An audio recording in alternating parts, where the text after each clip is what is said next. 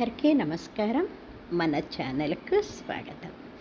దొండకాయలు అనంగానే చాలామందికి ఒక అపోహ అండి. దొండకాయ తినటం వల్ల పైత్యం చేస్తుందని, పైగా మతిమరుపు వచ్చేస్తుందని, చదివింది గుర్తుండదు పిల్లలకని అంటూ ఉంటారండి. కానీ ఇలా ట్రై చేసి చూడండి, ఎంత బాగుంటుందో. మతిమరుపు రాకపోవటం సరికదా, చక్కగా జ్ఞాపకం ఉండి హెల్తీగా కూడా ఉంటుందండి. ఏమీ లేదండి, దొండకాయలు మంచిగా కడిగేసేసి మధ్యకి చీల్చి చక్కగా నూనెలో వేయించేసి, దాంట్లో ఏం చేయాలంటే పసుపు, సాల్టు, కారము, కొన్ని పుట్నాల పప్పు, కొద్దిగా జీలకర్ర, కరివేపాకు వేసి కలువ ఉంది కదా, రోల్ లాంటి చిన్నది, దాంట్లో చక్కగా మెత్తగా నూరేసేసి ఆ దొండకాయల్లో కూరేసానన్నమాట.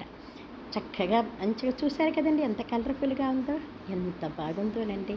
చక్కగా మీ పిల్లలకి చేసి పెట్టేయండి. హెల్తీకి హెల్తీ, పైగా పైత్యం అనేది ఉండదు. పిల్లలకు కూడా మతిమరుపు సమస్య రాదు. చక్కగా చదివింది గుర్తుంటుందండి. మరి ట్రై చేసి చూడండి.